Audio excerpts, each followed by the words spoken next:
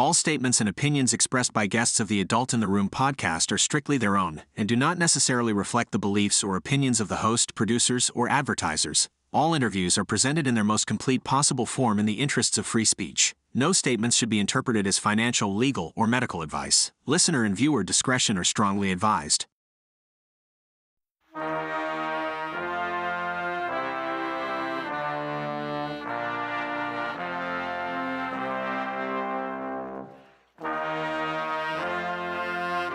It's the Adult in the Room podcast with Victoria Taft. That's me. Welcome to a special edition of the Adult in the Room podcast. I'm Victoria Taft. Douglas Mackey is a man you may have heard of, but you probably have seen the meme he sent around in 2016, which was said to be part of a deep Russian plot to help defeat Hillary Clinton in the 2016 election. He thought he'd been doing things pretty well. He's kind of as they call it, a shit poster. And okay, fine. There's nothing against the law with that, right? Wrong. Well, technically, that's right. He had every right to do what he did, but not under Joe Biden's DOJ in America.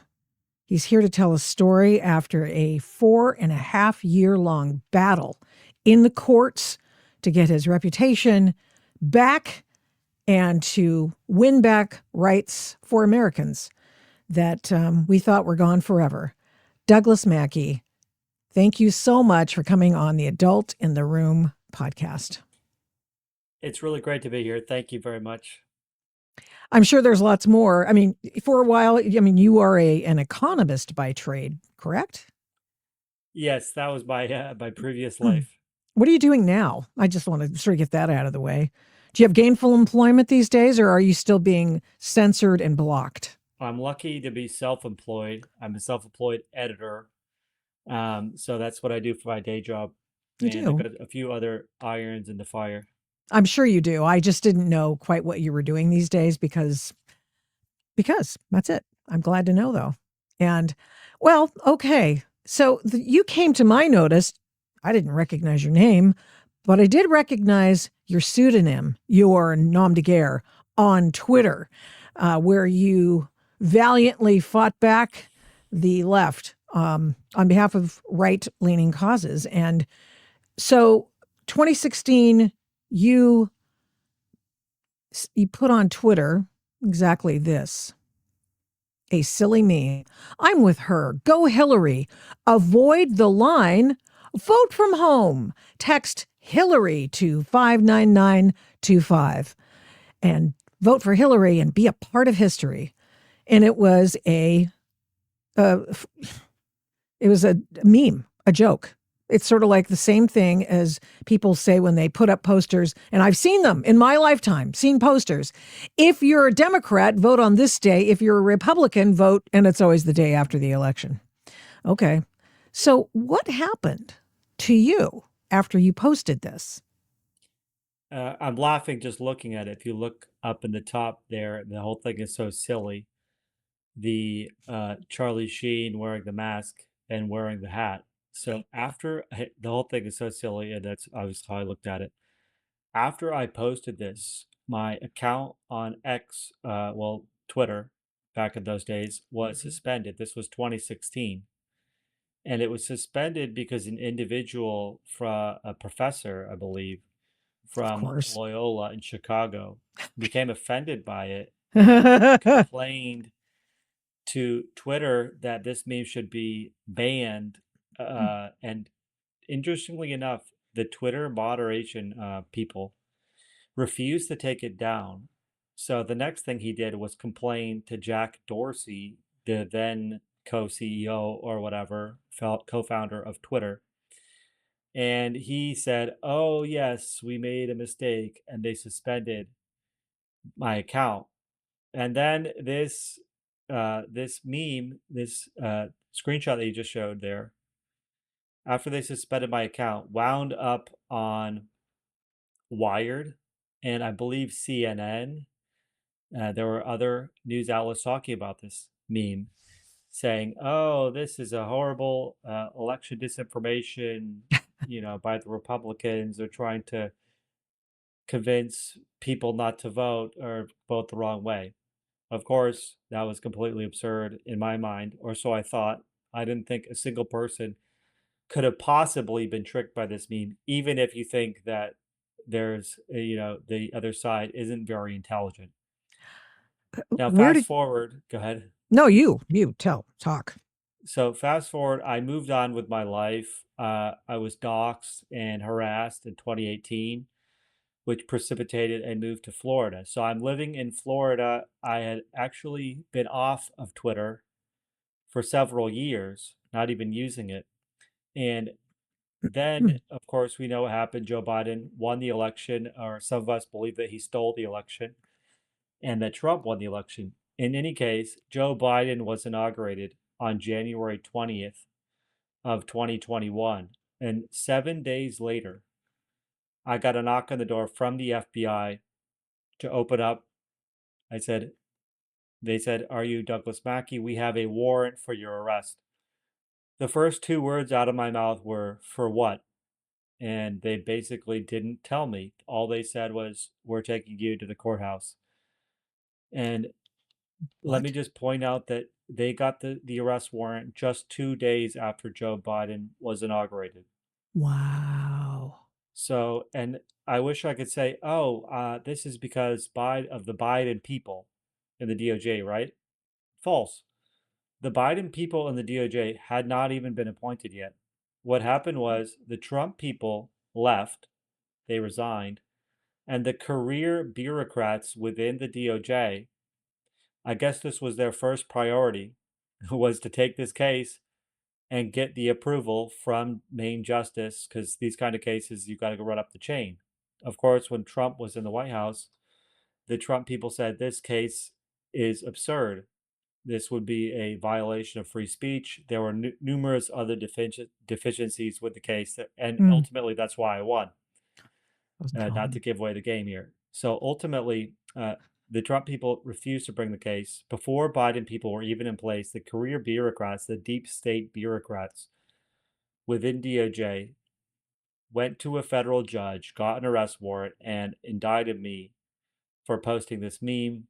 They called it a 18 USC 241 conspiracy against rights, a federal felony punishable by up to 10 years in prison, and the death penalty if anybody was killed in the commission of the crime. So they're taking a potential death penalty statute that is intended to penalize conspiracies to injure, threaten, intimidate, or oppress anyone in the exercise of a federally protected right. So if you are going to go vote, and me and my friends don't want you to vote, and we go and assault you or even kill you, we can be arrested and face the death penalty. So if you think this is crazy to indict somebody under this statute for posting a meme, you would be completely correct. And this was crazy. I So just I can continue on Oh, and yeah, let tell me you just go exactly what back. happened, but I'll let you interject. Yeah, you tell a great story. I just want to go back on that day that the FBI comes to your house. What were you doing? What time was it? It was 5 minutes till 7 a.m. I was still in bed. I was a bachelor at the time, living with two roommates who were said, "What in the world is going on?" And they even tried to interview my roommates, like, "Have you seen this guy posting a dirty meme lately?" or anything like that. And to their credit, they refused to speak to the FBI. And this is 7 a.m. They allowed me to go and put some clothes on Oh, and use the restroom. that hey, when you think about what happened in the J Sixers, you kind of go, "Hey, at least they let me put some clothes on," because some of I those know. people were not able to do that. Oh Keep yeah, going. they I'm didn't sorry. have their guns drawn. They didn't ransack my house, surprisingly enough. Yeah. So they put me in the squad car. First of all, they told me, "Don't bother bringing your wallet or your phone," because they just made it sound like that would just delay the processing. Processing. processing. They were going to take it from you anyway, Yeah. right? Yeah. Okay. Oh They my put gosh. my phone. They let me take my roommate's number so I could call him up and try to get a ride home. And then they didn't even give me the piece of paper. They took it from me. These rabid New York FBI agents, two ladies wearing, Vans sneakers, very bizarre. They put me in a squad car, khakis and Vans sneakers. I don't know. They put me in a squad car and said, "Are you ready to talk?" I said, "Well, I'm not going to talk to you." I just said no. The only word I said was no, because why would I talk to these people who think that a meme is a crime? So I'm going to reason with them? No, it's completely absurd. And for anyone watching, most people know you shouldn't talk to them anyway, Sure. because they're just trying to get you to incriminate yourself, even That's if right. you're completely innocent. Never talk to a cop if you don't have to until you've talked to an Absolutely. attorney. And even then, I would not recommend it necessarily. Absolutely. And So you, every police officer will tell you that. right, exactly. You're in the So back of the squad car. I'm in the back of the squad car. What are you thinking? You still didn't know why, right? I still had no idea why. They had these piece of paper, and now I'm in the hands of the Florida agents, who are actually good enough guys. They weren't actually case agents. They were just called into duty to go along on an arrest. And they've got a packet of paper. They're jotting details down. How tall are you? You know, that kind of thing. Basic information that they ask you. And I can look over on the piece of paper like this, and I see conspiracy against rights, indictment. So, of course, had no idea what that meant. Yeah, whose rights were you supposedly getting in the way of? Well, apparently there's people, they believe that there's people out there that actually would text their vote and fail to vote. So 95 million people or whatever they thought I was conspiring against. Completely absurd. I see. I Yeah. see. For example, conspiracy against rights is what the federal grand jury in Florida is likely going to consider in the case that against the feds on behalf of Donald Trump, because they all conspired against his rights. So it does make sense to some extent, but this is so huge. I mean, Yeah. and plus, were you in a conspiracy of sorts? I mean, who were your co-conspirators here, Douglas Mackey?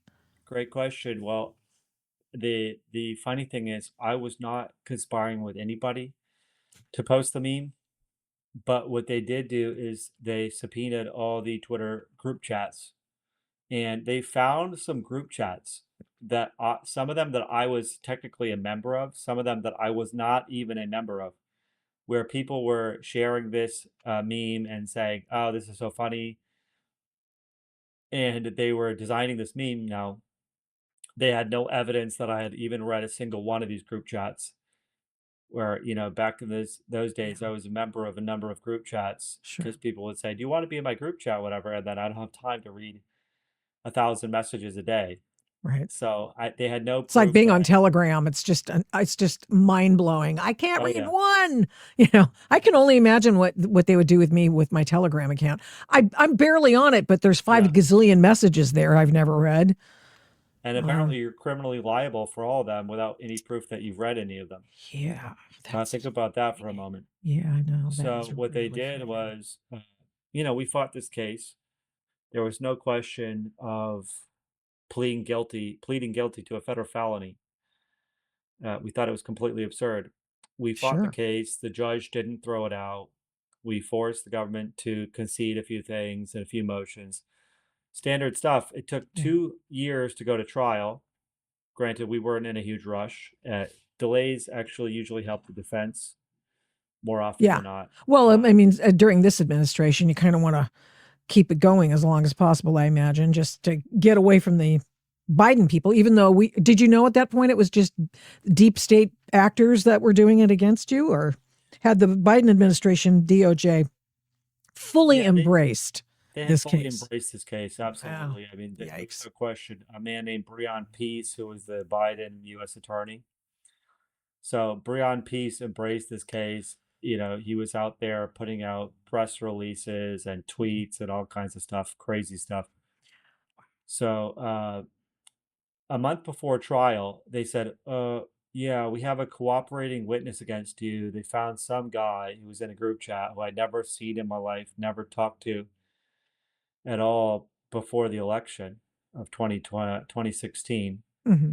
uh, and never even spoke to him within these group chat environments. And they said, "This is your co-conspirator. He's going to testify against you. Oh, man. Here's all the interview reports of us interviewing him." Oh, so you got a bunch of 302s? Exactly. We got Oh, the 302s, and there's about 11 of them or 14. wow. And what they Is that did how long was, it took him to convince him to turn state's evidence?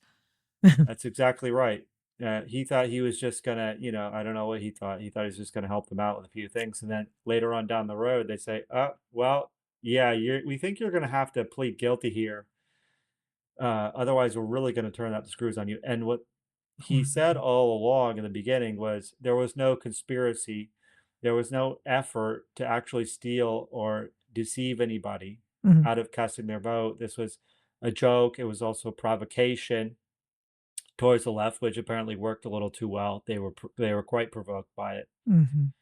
So, and then about halfway through, maybe 6 or 7 interviews in, they ask him, "Well, can you see how this was conspiracy?" "Oh, yes, yes, I can see how it was conspiracy now. Yes, now I Oh, can see." like he's an attorney or something who can give an answer about a legal matter. I Absolutely. imagine he lawyered Yeah, up. His lawyer's probably going, cop to anything, get out of this. Probably. exactly. That's basically what they told him. Mhm. He didn't have the gumption, let's say, to fight the case or to look. He never should have gotten involved with the feds in the first place to begin with. I don't think they ever had good intentions for him. Sure. They viewed him with total contempt, which came out in these interviews. Just Really? for Yeah, A they couple of did, smart because alecky. contempt and also fear, because this individual who went by a pseudonym called Microchip, he was making all these wild claims like, "I hack into the algorithm, I'm causing worldwide mayhem," and it was all just bluster, but they seemed to actually believe it. So they looked at him with a combination of fear and loathing. You know, so this is, we'll just sort of put, pause on the narrative at the moment, but I want to find out where your head was at that point in time. And you're an early Trump supporter. I mean, Yeah. that was in and of itself pretty unusual. I can remember, cottoning to him a little bit towards the end of the race, and but because I was just so horrified that he was so out there. He talked naughty and such. And of course, I just never seen anybody like that before. But I was delighted when he won. So I've voted for him 3 times. And but where was your head on? What were you doing? What job did you have? What caused you to go, as many people called you, a shit poster? What were you thinking about? So, from my perspective, I had seen the left grow increasingly rabid since about Yeah. 2012, uh, when they went crazy with all kinds of things like BLM. Uh, there was a whole number of issues where they Lois basically just Lerner, said Lois Lerner. 501c3s, Lois Lerner, Exactly. Ferguson, Obama, BLM. they were calling everybody a racist, a sexist, a Yeah. xenophobe, on and on down the line. And Obama really embraced this in his second term. He waited until he didn't have to face any more elections to really embrace it. Yeah. And so, of course, I never paid a whole lot of attention to Donald Trump, other than, he seemed like kind of like an entertainer. Let's just say he was like an entertainer and have all these crazy stunts like the birth certificate and Yeah. get publicity, The Apprentice, all this stuff. So he just didn't seem like a serious political candidate. But Until let me until, just ask yeah, you, let me just put this in here. He went through multiple police departments and got from them consent decrees, which caused all kinds of mayhem within each cop shop that underwent this, of one of which was Portland's. yep, And they've never recovered from that. And that gave rise to out of control protests, violence, Antifa, emboldened, all kinds of things emanating. I mean, Portland is the uh, true north of where they want to go. And that's Yep. what these consent decrees did, I believe. They got one from Oh yeah. St. Louis and Ferguson, and I mean, all kinds of mayhem. Anyway, continue with your And narrative. I so just want to put and that there. the Harmeet Dillon is still trying to undo these consent decrees in many cases. More power to So her. and I think she might and the use other thing them. I'll tell you She'll guys. use the entree to those consent decrees to go back and rewrite them, is what she's probably Hey, planning to that do. sounds good to me. Mm-hmm. Yeah. Make them much better. So the other thing they try to do is they try to convince us that George Zimmerman had gunned down a tiny little Yes. baby in cold blood. I mean, Yeah. once I saw that these were lies, then I started asking a few more questions. Yeah. So President Trump came down the elevator, and I've actually known some individuals who had actually made the case for a populist candidate, a conservative populist candidate, to take over the Republican Party. And then, so I was like intrigued by the idea. And then Trump came down the elevator, and he's basically saying almost all of the agenda items, 90% of the agenda items. So, and not only that, he was really in their face about political correctness, and he didn't care. He was going directly after the media. He was trolling them and baiting them.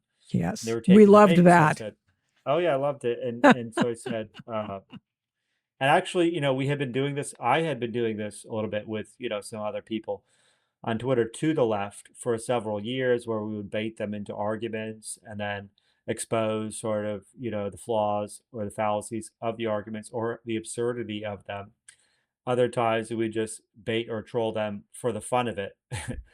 So this is what we were doing, and then Trump came along, and he was doing this on a massive scale. So Big basically, troller. that's when I was all in on President Trump, and I was all in on the campaign basically from the start. To be honest, not even June, because he came down the elevator. I think it was June, but I didn't even really pay much attention until the end of June. So, but once I looked at it and saw what people were saying about making the actual case for Trump, then I was on board. Well, you had more prescience than I did, I'll tell you that much. But now, who were you working with at this time? What were you Right, doing to right, make a living, and why did you, why yeah. why were you in this milieu? I was in New York City, in Manhattan. I was working at a small boutique economics consulting firm in Brooklyn, New York. That was my day job, which I actually left that job in around June of 2016. And, that was my day job. I was always interested in economics and ultimately politics. Since my college days, I was interested in politics going back even earlier than that, but then I started getting interested in economics. During my college days, I was always attracted to the anti establishment messaging and the anti-establishment cause. Since I didn't really like George W. Bush Hmm.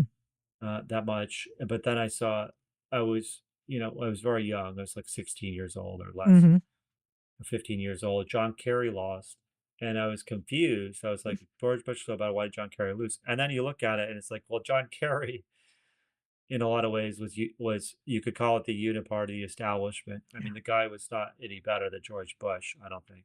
What And political then tribe were you a part of? So I would say when I was very young, I was talking about early in high school, I was more liberal. So I was more liberal during high school. I guess I would say I was a Democrat. I mean, I was just following sort of the anti-war thing and everything else with George W. Bush, who was very unpopular, Gotcha. and the Middle East conflicts. I think my main issue was the Middle East conflicts, Yeah. and it seemed to me that the liberals were compassionate and Of course, all that kind of a we thing. all think that when we're young, don't we? Well, to be honest, it was just probably just reading the local newspaper, Sure. and then, branched out from there and saw the flaws, read more about the flaws, especially with economics and learning basic economics and learning about the flaws of the sort of socialist left wing project and how it doesn't really work. So that's why I became attracted. And I was like, well, I looked into John McCain, wasn't very crazy about him either. And I became a little bit more libertarian because of the economics, because of the politics, Yeah. the foreign policy. So I was interested in these Ron Paul anti-establishment movement in 2008, 2012, when Ron Paul really fizzled Ron out. Paul. Ron Paul, Did you yeah, say Ron? Yeah, yeah.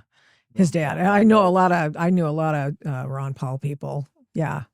yeah, and I still know a lot of and they're good people Mm-hmm. mostly. Yeah, yeah. Yeah. So 2012, Ron Paul obviously fizzled out and was like sort of in the malaise of Obama's second term. He's sort of demoralizing politician, demonizing the people that built the country, and like you said, even these consent decrees, jumping in to comment on the Trayvon Martin case, all this kind of stuff. So, not to mention, he was pushing this quote unquote war on women, this Oh, feminism, yeah. all kinds of weird things going on. How So, corrosive did that turn out to be? yeah, yeah, really, yeah, and we're just actually reaping some of the worst elements of it. Yeah, we are. Uh, in Great. recent years, this whole feminism really went crazy. So that's sort of the evolution, and then Trump came down the escalator, and then I was sort of on the Trump bandwagon, let's say. And I would say I still support a lot of the ideals of libertarianism, talking about liberty, free markets. However, I don't view those as absolute goods. There's always got to be laws and limitations on personal liberty Hmm. and even free markets, but they should generally be freer, like ordered liberty, let's say. So I Yeah. was able to get on board with President Trump and sort of the package that he was offering. But he was a populist, or at least marked as one. We didn't quite know what he was, but I guess his selection of the border, America First, that gave everyone, okay, that guy's a populist, and he had to be stopped, didn't he? And so it's so Exactly. interesting, and hearing how at that time they were putting down populist candidates around the world, the U.S. State Yep. Department, USAID, doing all of those things in the name of the United States, or at least, on paper, written in a visible ink anyway. And here was a guy who embodied everything they were set out to do. He was everything that they hated. So, and you're part of it. So you look Exactly. really bad. Yeah. That's exactly right. So I was, Did you know they were anybody. investigating? This Oh, good investigation question. started. But what's that? Oh, I said, good question. Good question. Yeah, did you know you were being investigated because it started in the Trump administration with these guys? Is that right? Or how did that work? Yeah, so I guess I was naive. I didn't think I was being investigated. Or I didn't think I could possibly be charged with anything, that's for sure. So Absolutely. in Yeah. 2017, Senator Amy Klobuchar Mhm. blew up this meme, put it on the Senate floor, and said, "This is a felony, blah, blah, blah." I didn't really pay her any mind Don't because blame how me. could this meme that is obviously satirical parody in nature and just to me it seemed obvious free speech. How could this be a crime? So I didn't think of anything of it. Then in 2018, when I was living down here in Florida, I got a knock on the door, and the two lady FBI agents, they said, "Oh, we want to talk to you about some other guy, this guy named Paul Nalin." Uh-uh. And he was a congressional candidate.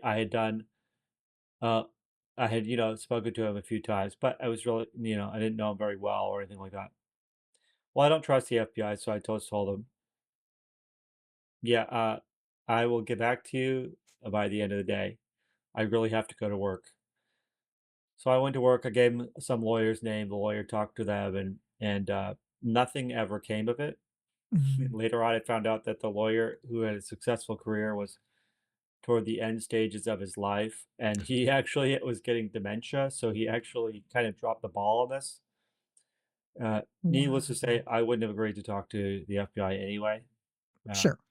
so, regardless of what the lawyer had Hmm. to say, so so this was the I guess these were the hints But no, I didn't even think, how could I be investigated for what crime did I commit? I didn't believe that I committed any crime.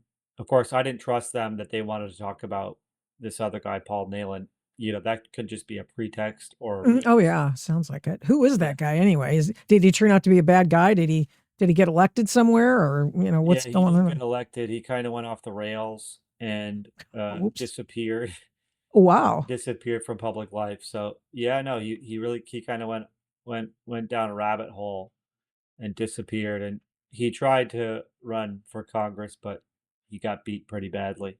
I see. Was he some sort of alt right, as they were calling all of us? The Yeah, no, he started off sort of as an alt-right guy in terms of just he was actually more like a Trump guy.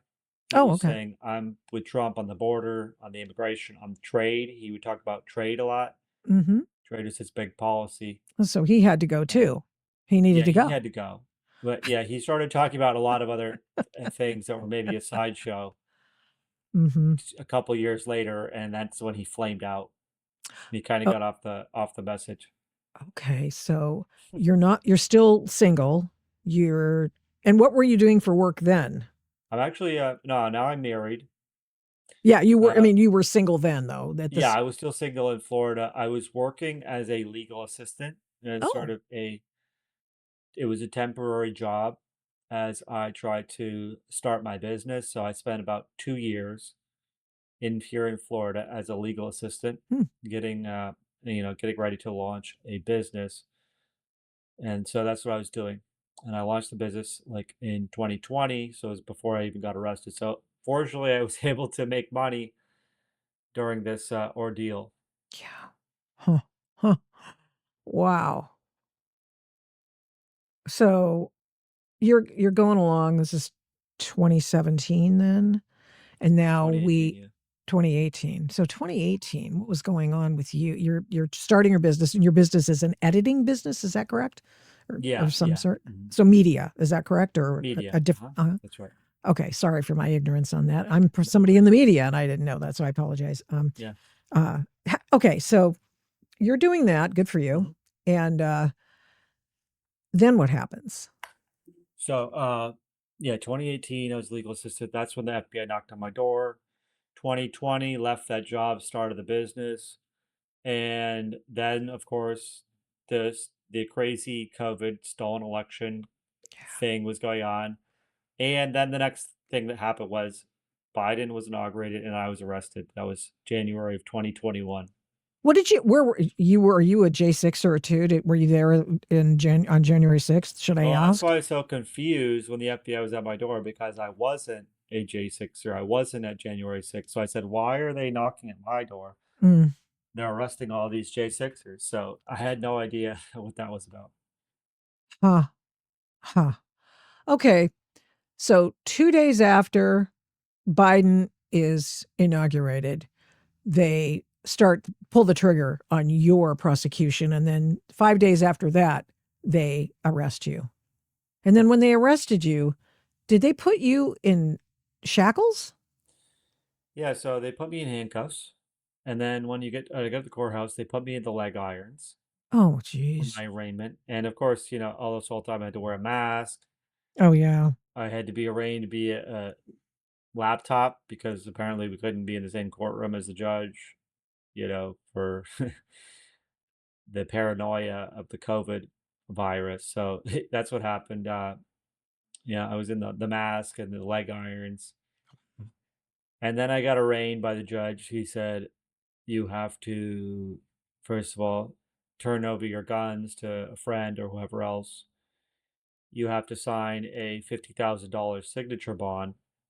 It's basically saying that, if I skip on bail or whatever, then they will seize $50,000 from me. And uh, that's basically, yeah, that's what happened. It's just crazy, the arrogance of these federal prosecutors, It really is scary. and they really try to turn the screws into you. Sure. They have a lot of power and they use it. They use it for not always for good. In fact, if you're a target, a defendant, you are not in a good place. So let's talk about their evidence here. Here is a meme. You, as the Ricky Vaughn, as I knew you, um, you tweet that out, okay, and then you tweet this out. Ooh, Yeah, I think that one was a retweet.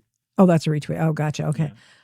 So who did you make the meme? Where'd you get it? So I didn't make these memes. They actually were on 4chan, which is where I found them. Oh yes, the evil The 4chan. the evil hacker known as 4chan. And so they were on 4chan. There were a lot of these threads called Trump General Threads. So I'd go there and click on the thread, and there would be all kinds of memes or links that I could then take and share on Twitter. So that's what I did. And these memes were not just on 4chan, they were floating around all over the place, Facebook, Mm, yeah. which, really put the lie to their claim that this is a conspiracy when you've got memes floating around the internet and people are sharing them because they think they're funny, and you're going to call this a criminal conspiracy. Right. So everybody who retweeted the meme, I suppose they could have rolled up and said they were part of a conspiracy. I mean, that'd be stupid, but Yeah, this was your prosecution was dumb. they So you basically did that. They called them unindicted co-conspirators. and how many unindicted co-conspirators were there? So it started out, there were 4 listed in the indictment. Uh-huh. But there's this issue about rules of evidence where, in order for you to get third party statements into evidence, then they have to be, you can't just have like hearsay third party statements. So they needed to label all of these individuals unindicted co conspirators. My attorney said at trial, of course, he fought this, said, you have to strike Sure. this, blah, blah, blah. Right. And the judge just said, no, no, all of these people are unindicted co conspirators. So you could say there were dozens or 100. It was really one of the craziest things I've ever seen. And honestly, and my Mhm. attorney thought that I mean, look, there were so many ways where we thought this case should have, whatever, been overturned. But that was one Uh, of them where he said, how can you allow all these statements into evidence of third parties that you can't cross examine it's them? hearsay. It's hearsay. You can't cross examine them. They're not in the Right. room, so you can't cross examine them. And they say, well, these are unindicted co conspirators. Oh, okay. I'm just I've always wanted to go through this case. And I just am shocked that something this stupid could have been done in American courts. Yeah. So you didn't do the meme. You put it out there on Twitter, as did everybody, at that point in time. It's a closing in on an election. You do it. And can I ask you, did you ever call that number to find out where it went or the text?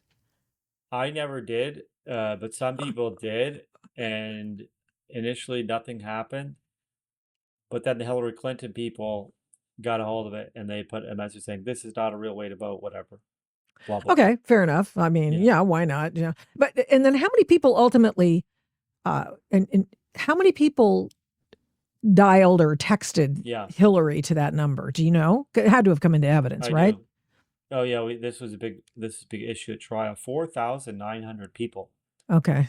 texted the number. Most of whom were reporters trying to find out what happens when you Well, text that's it, right? exactly right. That's Yeah. exactly right. Because when we looked at the timeline, and when I tweeted the meme, a few people texted it, a couple dozen, let's say. Then this Loyola guy, this professor, got a hold of it and started complaining about it loudly. And then maybe up to 200 had texted the number, and then it went on Wired, it went on CNN, Of course. and Mhm. that's where the next 4,700 people texted the Ah, number was they yeah. saw it on their TV. And so what do you think the New York Times did reporting this case?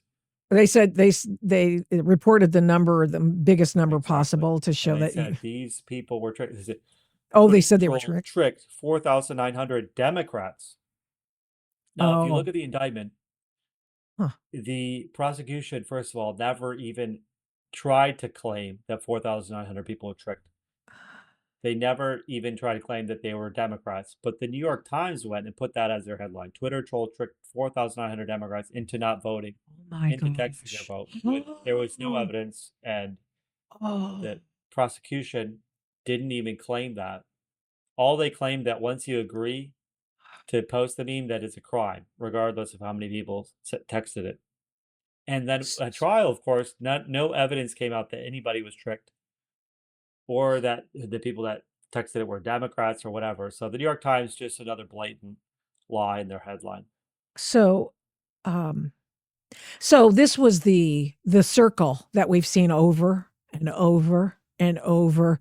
Someone sets the narrative, the media pick it up, then they overblow it, and then all of a sudden we have, Houston, we have a problem, and Yep. we must find a person to blame for this. So, did you ever find out who designed that meme by any chance? No, we never found out. Really? Oh, Even the government wow. didn't find out, Really? which is funny. Wow. So there were some group chats. I think that now I'm struggling to even remember. They introduced group chats where I wasn't even involved into Oh. evidence, and I'm looking at the criminal complaint, and it's the first time I'm seeing this stuff that I'm supposedly implicated in. So there might have Hmm. been they were talking about, I can't even remember, but there actually might have been some stuff in evidence about who created it, some random account, but I can't even remember. Wow. Wow. Oh, okay. Okay. So you then we are you're indicted. Yep. Um, you have to. What do you do? I mean, this Oh, this attorney, this attorney that you. I mean, how did you find an appropriate attorney for this? I mean, that in and yeah, of itself must have been hard.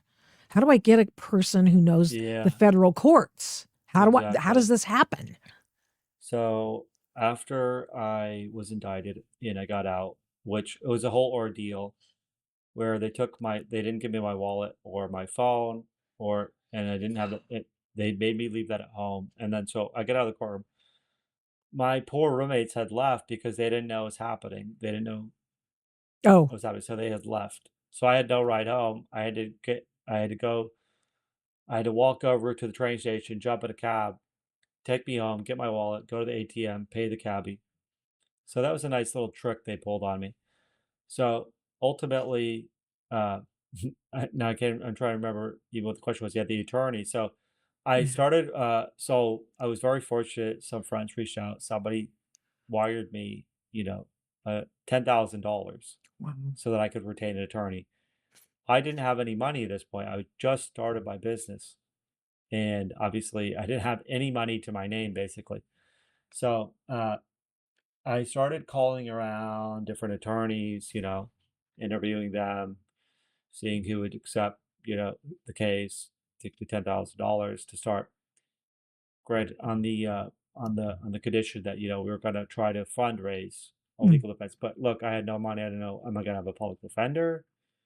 How are we going to do this? So I just looked through all the attorneys that I knew, and I retained an attorney and actually switched attorneys before the trial. Um, Oh, wow. but that's a whole other story. Oh, that You sounds switch like a bad attorney, one. you have to do. Sometimes you have to do this, but yeah, we switched it. But I was like, how in the world? There were attorneys that wanted a retainer of 250,000, Wow. which honestly, that's actually well, that's just for that'll get you through. Maybe that'll get you to trial if you're lucky. Maybe that's the deal. And Right. so I had, fortunately, some friends willing to help me out here, but it was very difficult. I said, how in the world are we going to raise money to fight this case when these bills are going to be racking up into the hundreds of thousands easily? And we're going to talk about, and ultimately millions is how far Yeah. these bills can go. How did you end up with a Jones Day lawyer? I mean, that's amazing. At least I Yeah, saw no, that it's on their amazing. website. That those were It's a so white shoe so we firm. had the trial. So I had the Hmm. first attorney I hired. I switched attorneys for the trial. And then a lot of times you hire a different attorney for appellate Absolutely. because Sure. maybe, you want fresh eyes on the case. Hmm. Maybe they're going to do a better job on the appeal. I mean, it all depends. Some trial attorneys do appeals, and so they're willing to do your appeal too. But, it all depends. There's different strategies. So I was very fortunate that Jones Day took the case because in the beginning, nobody wanted my case. The idea that some white shoe law firm was going to take the case, and Yeah. the idea that some big law firm was going to take the case pro bono was completely impossible, even though they'll represent Oh, any illegal immigrant off the streets, they'll represent the 9/11 people, whatever, the terrorists. sure. Oh, But yeah. they won't represent somebody who just got indicted 7 days after Biden got elected. They won't, Yeah. there's no chance. So I would look, even if maybe if we had maybe if I had $2 million lying around and I could throw it at them, maybe they would have taken the case. That would probably be the only solution situation where they would have taken the case.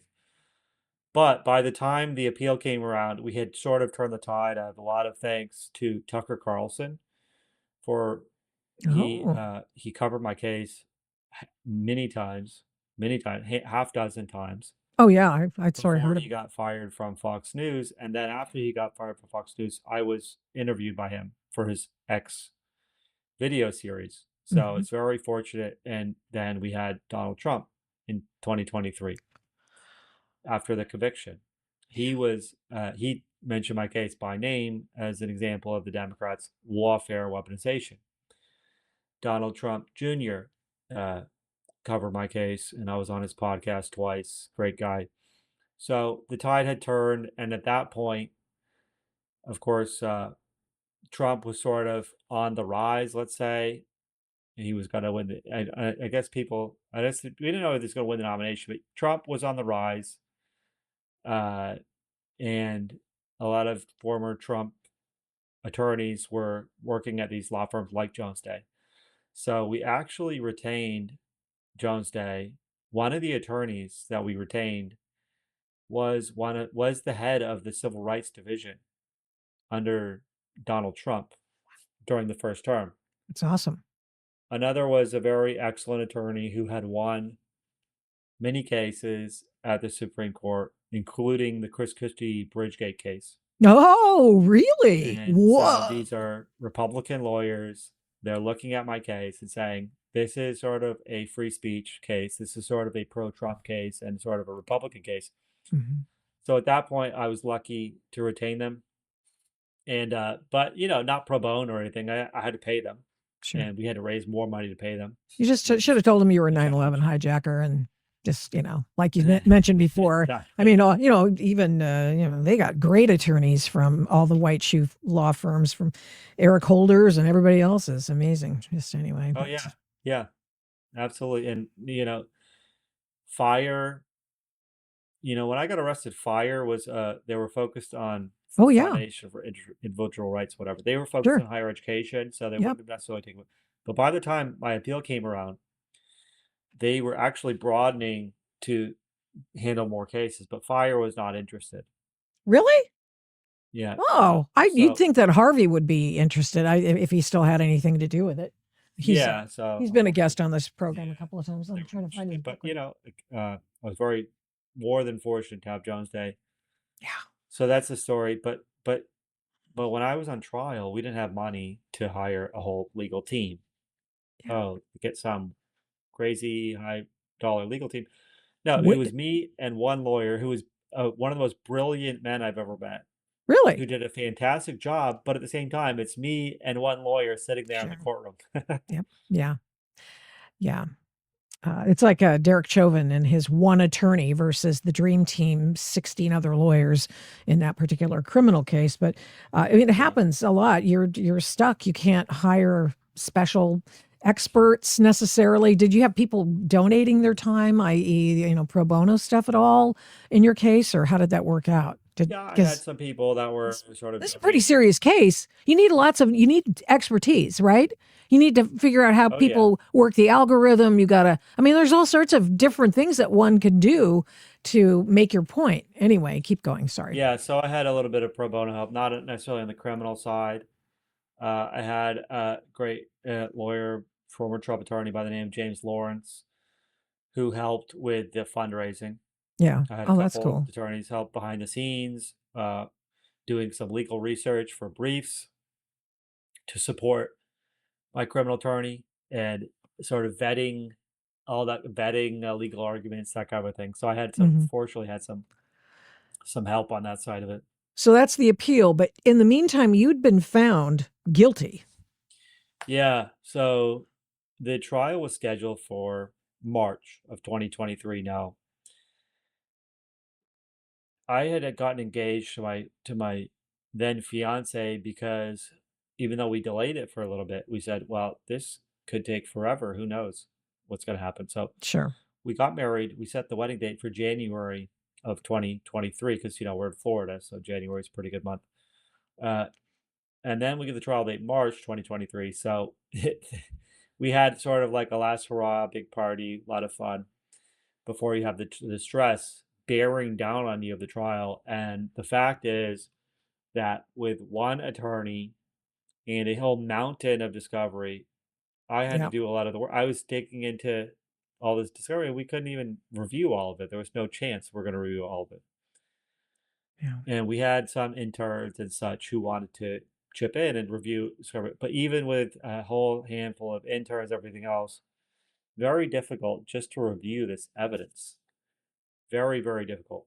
How soon did it take you to realize they didn't have any evidence? Well, yeah, no, we knew that they never had evidence. They were fabricating it. So we knew they dumped a million direct messages on our heads and said, this is the evidence. So we have to dig through a million direct messages, say, try to figure out what's going on, try to figure out how they're even fabricating this case against me.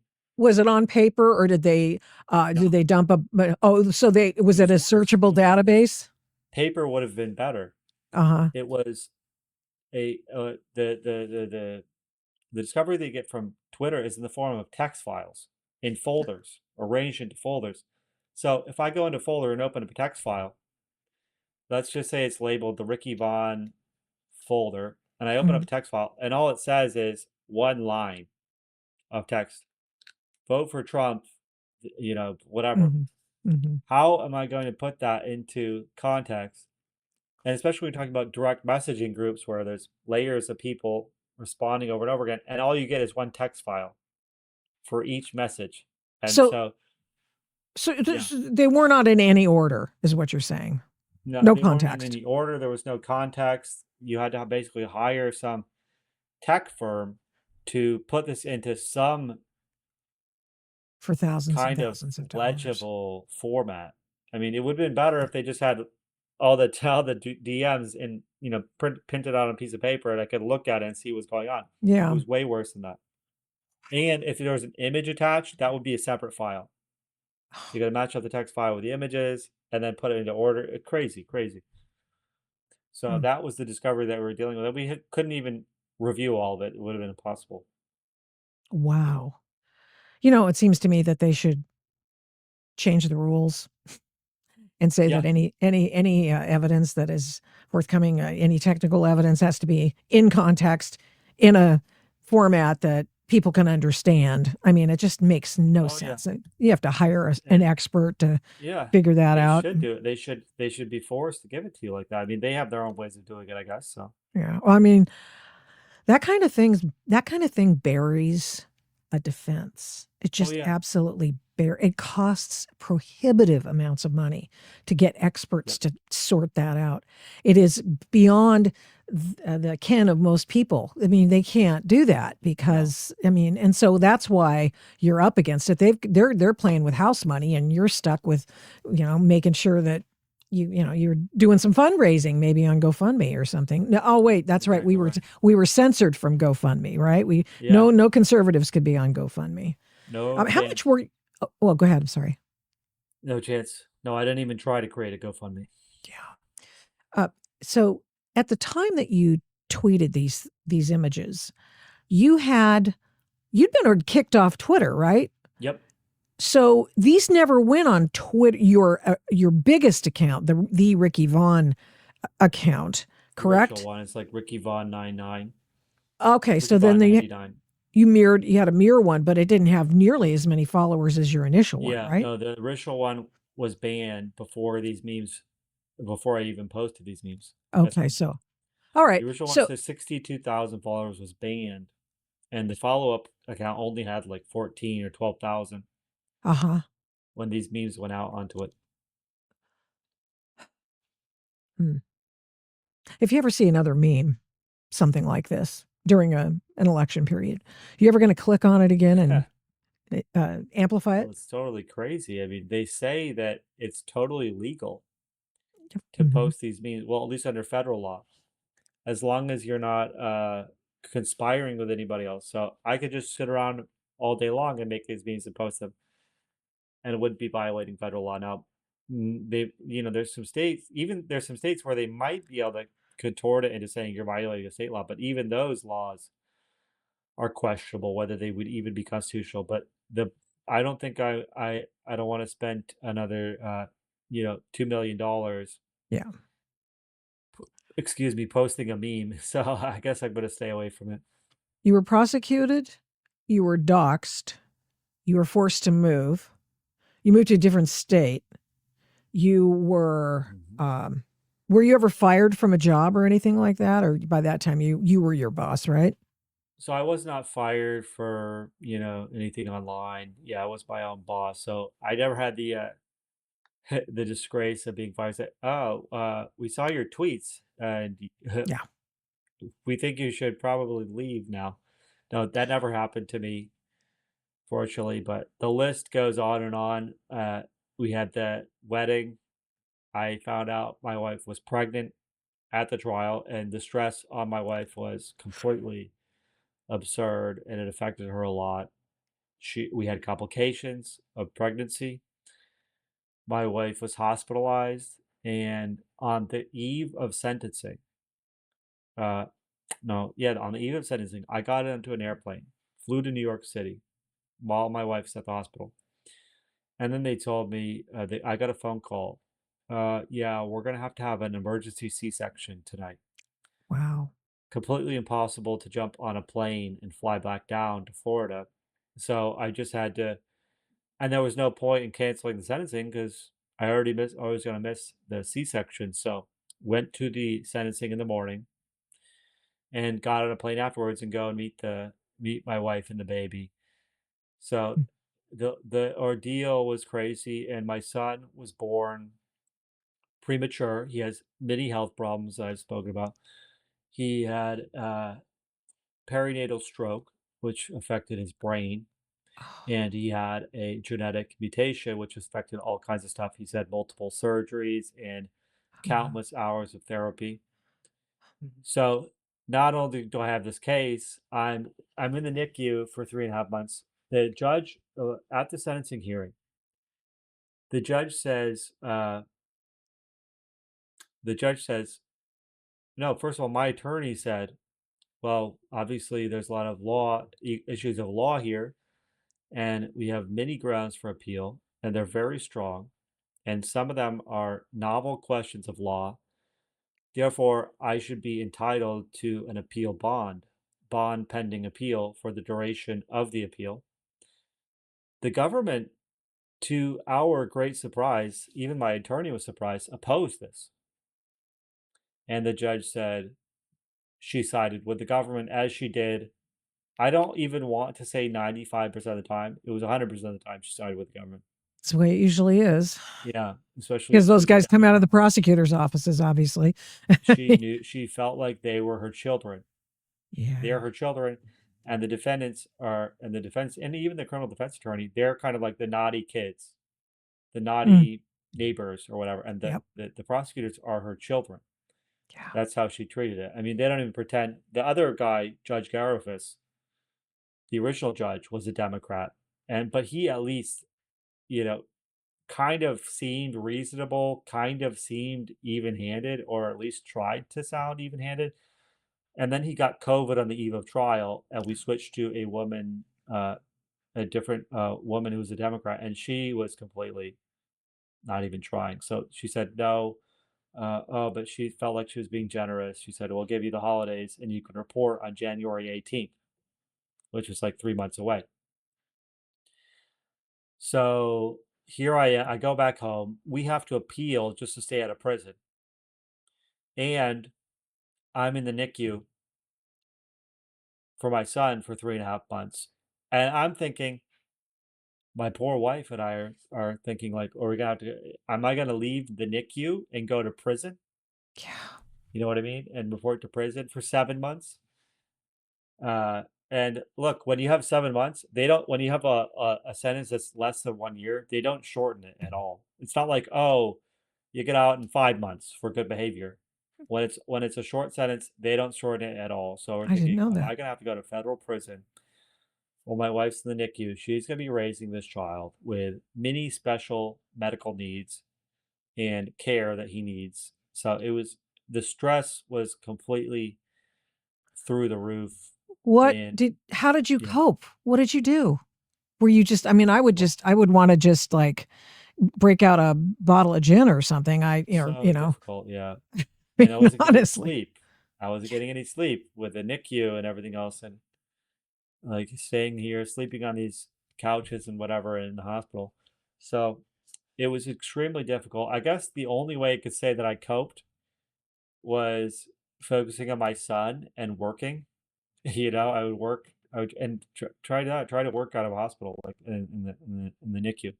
Ay, ay, ay. It's very difficult. So I was very tied up with my son and working, Mhm. which I guess distracted me. and Sure. and so we got Jones Day, very exciting.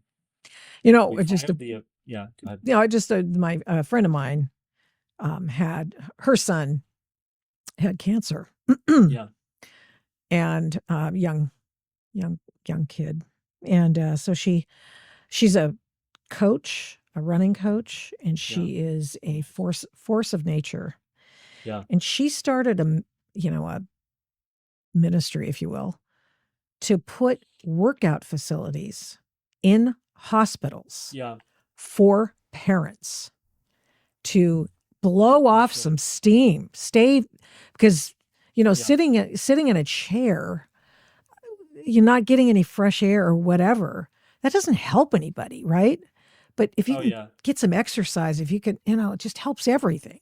Helps your frame of mind, your That's great. everything. Yeah. So she's It's so done it difficult. multiple hospitals in the I country. will So, tell you, my brother, he suffered a brain injury, and we were in Dartmouth Hitchcock Hospital for a number of weeks, helping him. And he made a he finally made a recovery, oh man, but he that's had to awesome. go to a rehab hospital.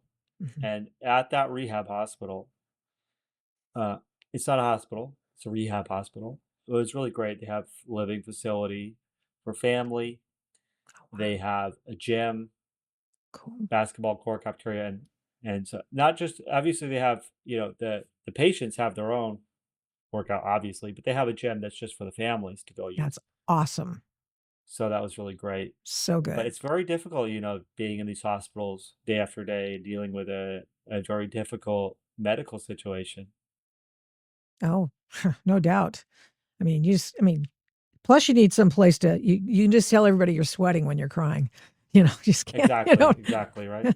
Yeah, Okay, so you get your dream team from Jones Day. You've got yeah, some people with cred behind you, and yep, now but you get the bond, right? You have to yeah. go and you get to the We get appeals the court, and bond. you get the Yep, bond, so you don't have to go to jail right away. You can wait until such time that your appeal is heard, and your appeal was heard. yep. So tell us about that elating experience. Yeah, So- so the tide started turning. We went on Donald Trump Jr.'s podcast. We got Jones Day. We filed the appeal bond, and it was really strong. I mean, it was really great for the bond just for the appeal. Sure. And they even had an oral argument, which Wow. they Unusual, don't do right? that. It's unusual to have usually they just deny it Oh, without even writing anything. Now they had an oral argument, and the chief, not the chief, the senior most judge we had one Trump judge on the panel who was really a great guy. This the chief judge, the senior most judge on the appellate panel was a Clinton appointee, maybe, uh, but he mhm. was really smart. This guy's like a law professor. He's really intelligent. And the funny thing is, one of our grounds that we were arguing was that jurisdiction was improper. The concept of venue, that they claimed that they had venue in the Eastern District of New York because tweets had flown over some wires surrounding the Eastern District. Completely absurd. And Oh, what I guess the I've prosecution heard didn't that's two know. big cases, two federal cases I've heard about where they just go, yeah, Yeah. we want it in our backyard because we want to Oh, we yeah. want to prosecute this case. Keep going. I'm sorry. And usually they at least have something like the guy flew on an airplane to meet with someone that was part of the conspiracy. They had nothing like that. All they had was some tweets going over some wires. Little did they know the senior judge on the appellate panel, as a defense attorney, had won a case at the Second Circuit Court on venue in his career before he became a judge. Nice. So, needless to say, the government got pushback on this. They were forced to admit this case was novel. And another funny thing is that this guy Breon Peace, the U.S. attorney, Mm. they put out a press release saying this groundbreaking prosecution, blah blah blah blah blah, and then they wanted to tell the appellate court that this was just ho hum. This was just another election law case. Oh, But here they God. put in their press release, groundbreaking Yeah. prosecution. So they had to admit it was novel. Mm-hmm. The Mm-hmm. senior judge was very skeptical of well, he wasn't so much skeptical on the conspiracy part. He should have been, but he was very skeptical on venue and the idea that they're going to deny me a bond. I'm going to serve an entire 7 months before this appeal is even heard. Sure. How is that even fair? I mean, Right. so the law says that you're entitled to a bond in the Second Circuit if you're not a danger, you're not a flight risk, your case is novel, or your you know your case is novel. There's a couple other uh, or if you were to prevail on the arguments, your case would automatically be overturned. Yep. Sometimes people make an argument. They say, "Well, you're right. There was an error, but it was not a reversible error." But in my Mm-hmm. case, if we won the appeal, it would automatically be overturned. So I was entitled to a bond. It's not like I was begging for a bond. I was entitled to it. And the fact that the judge denied it was just bad law. Like it was just being a bad judge. Yep. So we won the bond, obviously. And they didn't hear, then the appeal, we wrote the appeal. That was amazing, really incredible. We argued the case before a completely different panel at the Second Circuit. And they were very tough. There it is. That's the conviction. Yeah, reversing the conviction. Mm-hmm. They were very tough. Two Republicans, one Democrat, one Reagan, I believe, older lady, and she was very tough on both sides. That's kind of the way she is. You can't read too much into it because she asks very tough questions. Mm-hmm. The lead judge on the panel, she probably wanted this case for herself, was the chief of the Second Circuit, who's a Republican appointed and very, very intelligent, like fair-minded, Yeah. usually pro-prosecution, Hmm. but very much by the book and fair-minded and intelligent. So we did the oral argument. They questioned the government. They questioned my attorneys. And we felt like we had a good case, but who knows what's going to happen. The third judge was a Democrat, but uh, from my home state of Vermont, reasonable enough lady, not crazy or anything like that. And so, but that was sitting around 13 months from the oral arguments to the decision, which came down in July. So we've been waiting on pins and needles for 13 months for this decision. Was it a 3-0 decision? Unanimous 3-0 decision. Sweet. Yeah. Nice. And they reversed it, and then they remanded it. With instructions to enter a judgment of acquittal. Yeah. A lot of times what they do, at least I've seen SCOTUS do this, where they say, okay, we reverse and remand, and then they have to figure it all out again. Exactly. And it's like, oh, God, yeah, could you? Because they're not triers of fact. But this is unusual to enter a judgment of acquittal. That means you're not guilty. You are done and done. Exactly. With prejudice. I'd say that, but I mean, So our appeal is three-pronged. Number one, we said that this law did not apply to posting a meme on the internet. This KKK Act, the Klan Act of 1871, should not apply to somebody merely posting or publishing a meme. Number 2, we said venue was not proper. Number 3, we said the evidence introduced at the trial was insufficient to enter a verdict of guilty, that the jury actually erred in their verdict, in its verdict, and that there was insufficient evidence that I was part of a conspiracy. Anytime there's a conspiracy, you have to have an agreement and you have to Right. have intent. Now, we Yes. didn't even get that. Now, their evidence for intent was garbage, but we didn't even bother appealing that. It's kind of like you go with your strongest 3 arguments. Let's say You don't want to you don't waste want their to list time. the whole kitchen sink.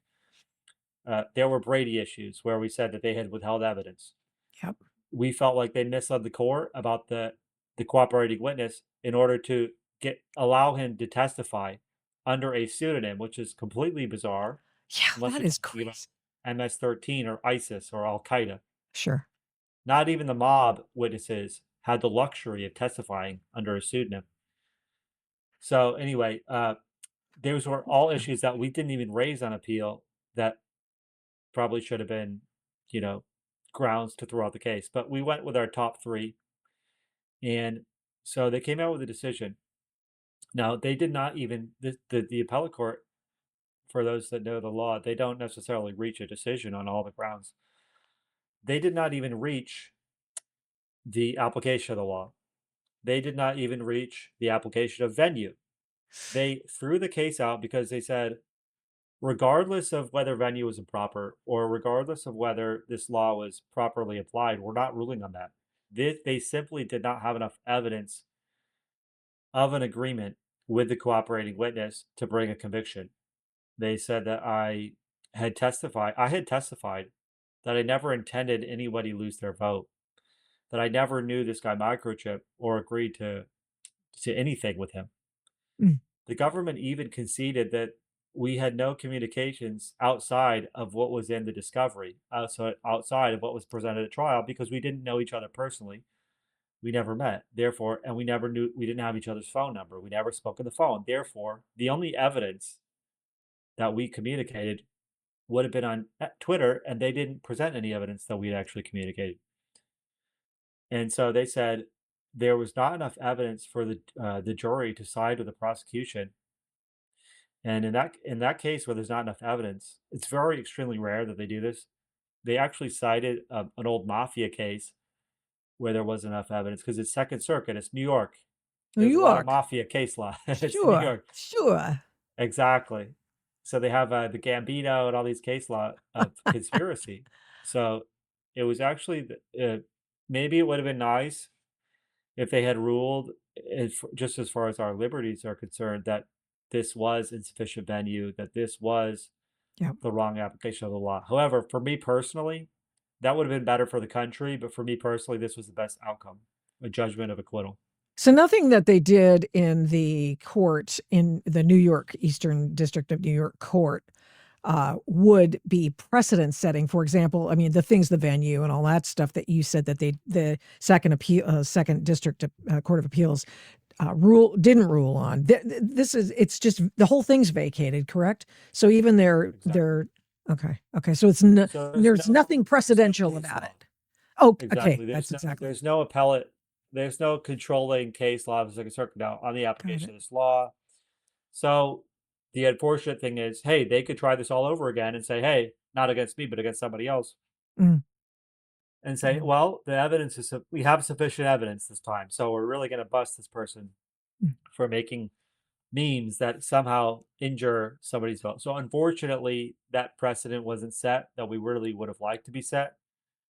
But like I said, I think it does still send a message to these prosecutors not to do these witch hunts, and we'll be going after the prosecutors and the FBI agents to sort of further drive home that message that this sort of weaponized prosecution, lawfare, where you're picking targets based on politics, Yep, you're abusing the law with really specious and novel interpretations, applications of the law, like they absolutely, did to President Trump many times over. absolutely. So That you're is you're going to be suing frowned them. upon. You're suing them. So yeah, we're starting with suing the DOJ, or let me say filing a claim against DOJ. Mhm. I was fortunate to retain a great lawyer, former chief counsel of Doge by the name of James Burnham in his law firm. Wow. We, and he was a Trump attorney in the first administration, I believe. We filed a tort claim with DOJ. So Right. look, I know a lot of people have different opinions about the DOJ. From what I've seen, they seem to be very responsive to weaponization and lawfare and putting an end to it. And back when he was the chief of staff for Pam Bondi, a man by the name of Chad Mizell wrote very favorably about my case being thrown out. So uh, we are very hopeful and confident that we're going to come to an agreement with the DOJ so that we don't have to file suit against the DOJ. I Now, see. once we do You're looking that, for a settlement. exactly, we're looking for settlement, but that's not the end of it. We're not just going to settle and say, okay, we're going away. I'm very fortunate to have retained a second great law firm because, some of these law firms are now more willing to actually work pro bono for conservatives because Trump made all these deals and he sort of shamed That's them into right. doing it. Yeah, I shamed him. I always thought those were, I mean, I know I did it. I just thought it was Yeah, hanky, didn't like it. But now they have to help they conservatives have to because do they, it. Yeah, so yeah. I'm fortunate to retain a second law firm, big law firm that's going to help. Which They're going to one? Do you assist know? James Burnham, Milbank. Oh, I don't know that one. So, okay. Yeah, it's just one of the big ones. They're going to assist James. We have a great partner or two, They're going to be working on the case. Former Trump attorneys.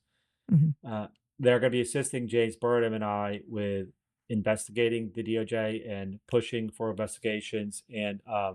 hopefully being cooperative. And we're going to try to get, we're going to try to investigate the genesis of the case, the decisions that were made, the conduct of the prosecutors, the Oh, conduct okay. of the agents pursuing the case. And from this investigation, that we're hopeful that the Trump DOJ will be in favor of pursuing. I know there's a lot of great people working on, for example, the weaponization task force. A man by the name of Ed Martin, Yes, he's who's awesome. number 4. Stanley Woodward was Trump's attorney. He's Okay. number 3. These are people. Todd Blanche was Trump's attorney. He's Yep. number 2. These are people who are interested in justice and weaponization. I do know that they're down 30 attorneys. I know because a lot Yeah, of, oh, we're leaving. We don't like that Donald Trump. yeah. He's so mean. And so people left, and then some people were fired, booted out because of their I don't know, ethics lapses. Oh yeah, And so I they can are tell you down. about If that. what's that? I can tell you a little bit about that as an aside. Yes, I'd love to hear it. So, my case was prosecuted by the Public Integrity Section. It's called PIN for short. Why it's PIN, I don't know. It's Public Integrity Section. There were 30 attorneys in there. They were the ones teaming up with Jack Smith to go after President Trump. And you ask yourself, why is public integrity involved in my case? It's the Klan Act. Isn't this a civil rights case? The attorneys in the civil division, not the civil division, excuse me, the civil rights division, didn't even know about my case under Trump. This Wow. was routed through public integrity, which is one of the worst deep state offices.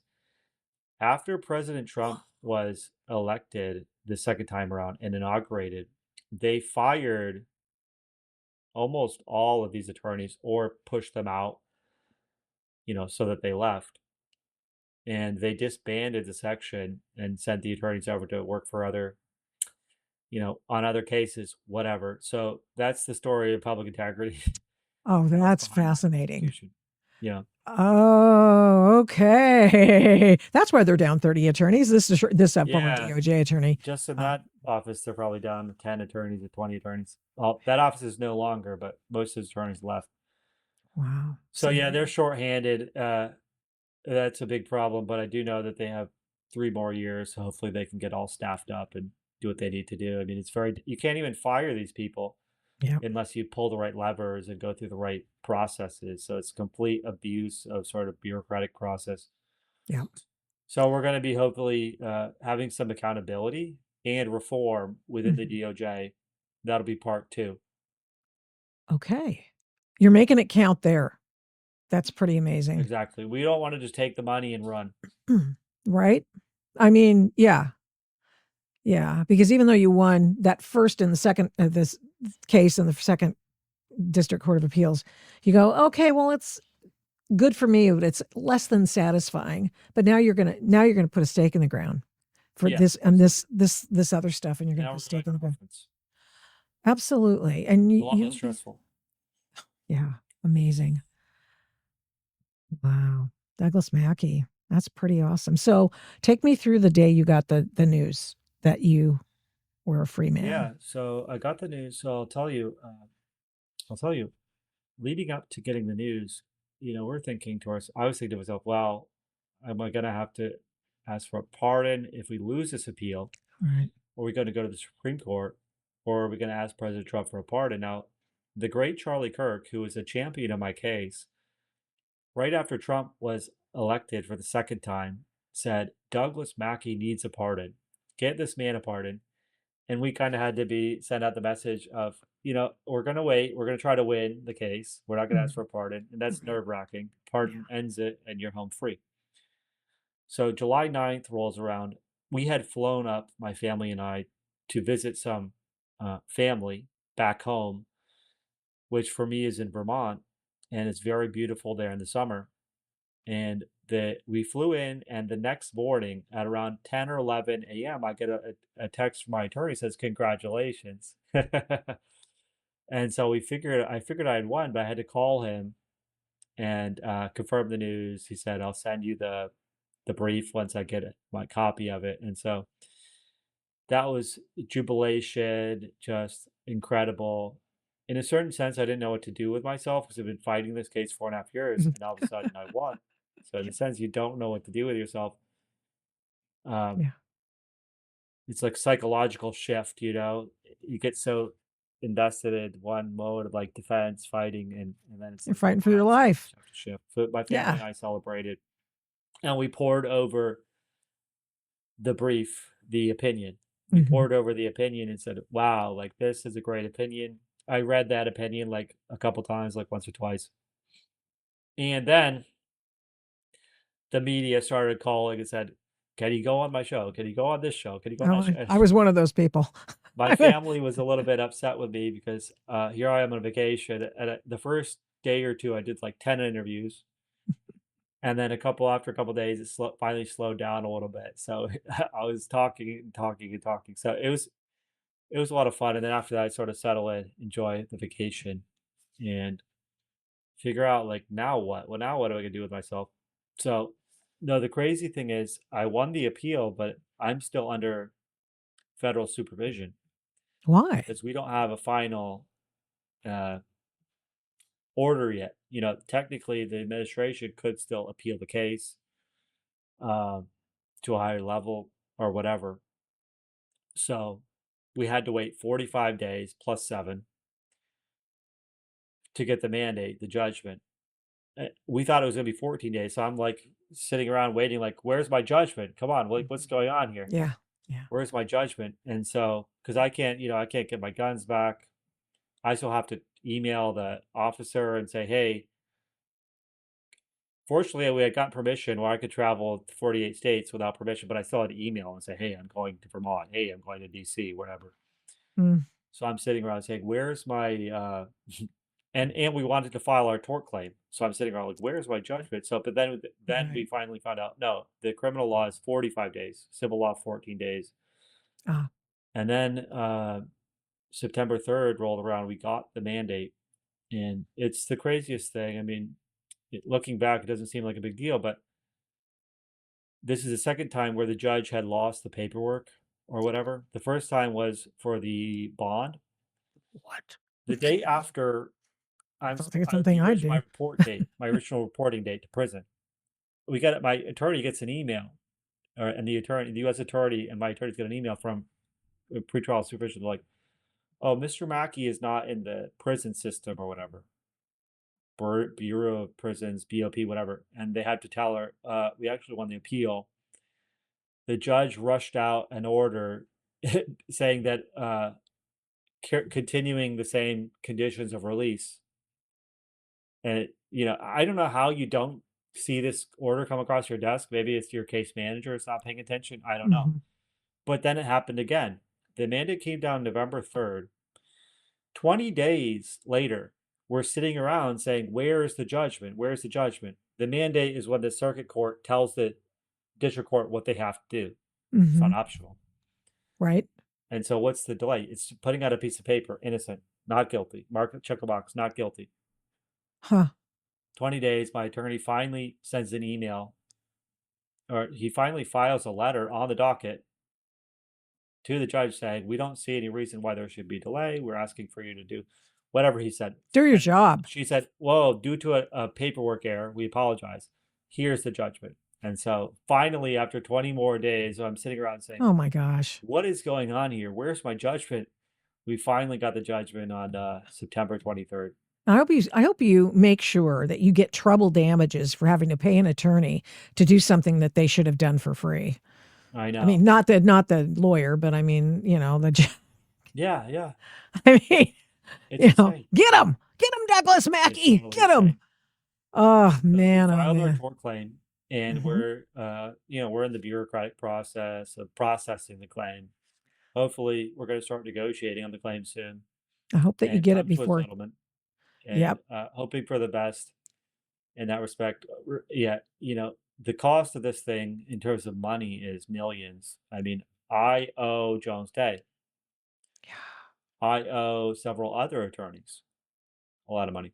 So it's like it's like I haven't been made whole at all. Mm. Um, How do we help and you? we're not even talking about the anguish and the mental toll. And, I would say, like, well, this thing has took a huge toll on my wife. And, for me, it actually took a huge toll on me too, obviously. But, you don't realize it at first because you don't break down and start rolling around the ground saying, oh, my life. But it's the constant uh, pressure. Yeah. It's the cumulative effect of it, Yep. Yeah. that messes with your mind. With me, I never like broke down and whatever, or got too depressed to get out of bed or anything like that. But it's just the constant mental toll that it takes on you, the constant Oh, psychological toll. It's a sort of never the goes the away. constant pressure. Never goes away. And Yeah, well, all over this meme yeah. and that one. They wanted to put you in federal prison for 7 months. Crazy, Couldn't agree more. really crazy. Godspeed to you and your lovely Thank you. bride.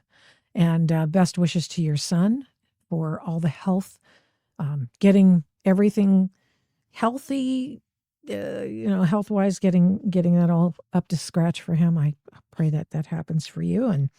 And I'll be watching your case. I hope you keep me in Thank you mind very next time much. something big happens. Thank you very much. And we have a support page for my son. You can give money or just follow along. It's fun to just follow along with his progress. Supportnow.com/Roy-Mackey. Um, so yeah, send my son your prayers for my family and anyone who wants to give. We're very grateful. But you can also just follow along if you don't have any money. And he's a fun kid, and he's very fun to watch him progress. And we're going to be getting him some expensive treatments that health insurance doesn't pay for, thanks to the money that we've raised from strangers, essentially, and some friends. Uh-huh. And to help your defense fund? Yeah, so like I said, hopefully we get paid. The second I settle, I will take down the fund, but as of right now, I owe hundreds of thousands of dollars. So memedefensefund.com, MEME defensefund.com. Okay. All right.